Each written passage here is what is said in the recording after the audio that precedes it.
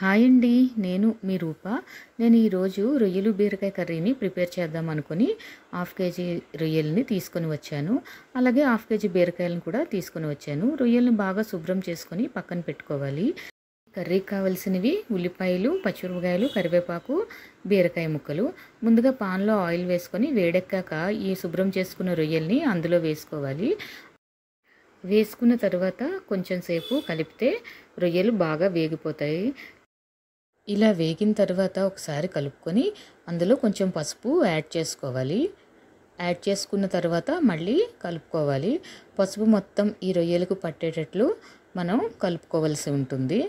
అలా కలుపుకున్నాక వేగాక రొయ్యలు ఈ రకంగా అవుతాయి. ఇప్పుడు ఒక పాన్ తీసుకొని స్టవ్ మీద పెట్టి అందులో కొంచెం ఆయిల్ వేయాల్సి ఉంటుంది. దానిలో ముందుగా తరిగి పెట్టుకున్న పచ్చిమిరపకాయ ముక్కల్ని వేయాలి. పచ్చిమిరపకాయ ముక్కలు వేసిన తర్వాత కొంచెం అటు ఇటు కలుపుతూ ఉండాలి. అటు ఇటు కలిపితే పచ్చిమిరపకాయ ముక్కలు కొంచెం వేగుతాయి. అలా వేగిన తర్వాత మనం ఉల్లిపాయ ముక్కల్ని కూడా వేయాల్సి. ఆనియన్స్ వేసిన తర్వాత కొద్దిసేపు వేపాలండి. అలా వేపిన తర్వాత కరివేపాకు కూడా యాడ్ చేసుకోవాలి. మనం ముందుగా తరిగి పెట్టుకున్నాం కదా, ఆ కరివేపాకుని యాడ్ చేసుకున్నాము. ఇప్పుడు పాన్లో ఉన్న మొత్తం ఈ ఆనియన్స్, చిల్లీస్, కరివేపాకుని కలుపుతూ ఉన్నాము. అలా కలిపిన తర్వాత బీరకాయ ముక్కలను కూడా యాడ్ చేసుకోవాలి. బీరకాయలను యాడ్ చేసుకున్నాక ఇవంతా బాగా కలుపుతూ ఉండాలండి. ఎంత బాగా మగ్గితే కర్రీ అంత టేస్ట్గా ఉంటుంది. ఇలా కలుపుకున్న తర్వాత బీరకాయలు ఉడికి ఈ రకంగా కనిపిస్తాయి. ఇప్పుడు మనం కొంచెం సాల్ట్ని యాడ్ చేసుకుందాము. సాల్ట్ యాడ్ చేసుకోవడం వల్ల బీరకాయలో ఉన్న వాటర్ అంతా బయటకు వచ్చేస్తుంది. సాల్ట్ యాడ్ చేసుకొని ఎంత సరిపోతుందో మీకు అంత సాల్ట్ని యాడ్ చేసుకోవాలి. ఆ తర్వాత కొంచెం పసుపుని యాడ్ చేసుకోవాలి. పసుపుని యాడ్ చేసుకొని మళ్ళీ ఒకసారి కలపాలి. ఇదంతా వేగుతూ ఉన్న ప్రాసెస్ అండి. వేగుతూ ఉంటుంది ఈ మిశ్రమం అంతా. ఇట్లా పసుపు వేసి కలుపుకున్న తర్వాత కారం ఎక్కువ కావాలి అనుకున్న వాళ్ళు అయితే ఎక్కువ కారం యాడ్ చేసుకోవచ్చు. లేకపోతే ఎవరు తగినంత వాళ్ళు కారాన్ని యాడ్ చేసుకోవాలి. యాడ్ చేసుకొని కలుపుకున్న తర్వాత జింజర్ గార్లిక్ పేస్ట్ వేసుకోవాలి. జింజర్ గార్లిక్ పేస్ట్ వేసి కూడా మొత్తం ఈ మిశ్రమాన్ని కలుపుతూ ఉండాలి.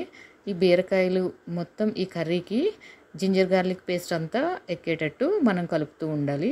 ఇలా కలుపుకున్న తర్వాత ఒక 5 నిమిషాల పాటు వేయించాల్సి ఉంటుంది. ఇప్పటికే బీరకాయ ముక్కలు మెత్తగా అయిపోతాయి. అట్లా అయిన తర్వాత చూడండి ఎలా వచ్చిందో. ఇప్పుడు గరం మసాలా పౌడర్ని యాడ్ చేసుకున్నాను. ఇంట్లో ప్రిపేర్ చేసుకుంది అయితే మంచిది కొనేది కన్నా.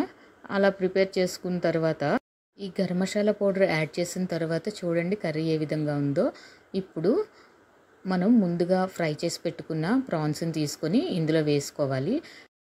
ఈ రొయ్యలకి ఈ ఫ్లేవర్స్ అన్నీ పట్టేటట్లుగా మొత్తం కలుపుకోవాల్సి ఉంటుంది. ఇదంతా కలిపిన తర్వాత చూడండి ఎంత చక్కగా కనిపిస్తుందో. టేస్టీ టేస్టీ రొయ్యలు బీరకాయలు ఎంత బాగా, బీరకాయ అస్సలు కనిపించకుండా మొత్తం రొయ్యలకి పట్టేసినట్టుగా ఎట్లా తయారైందో చూసారా.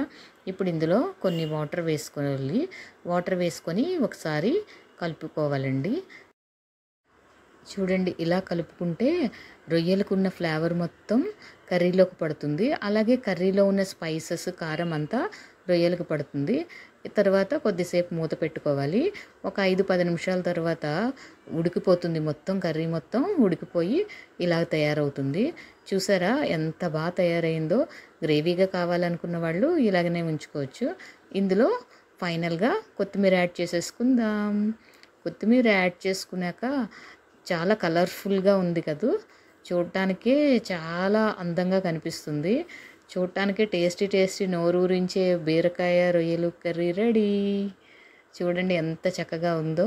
ఆ కలర్ఫుల్గా రొయ్యలు బీరకాయ మొత్తం కలిసిపోయి ఎంతో టేస్టీ టేస్టీ స్పైసీ రొయ్యలు బీరకాయ కర్రీ రెడీ అయిపోయింది.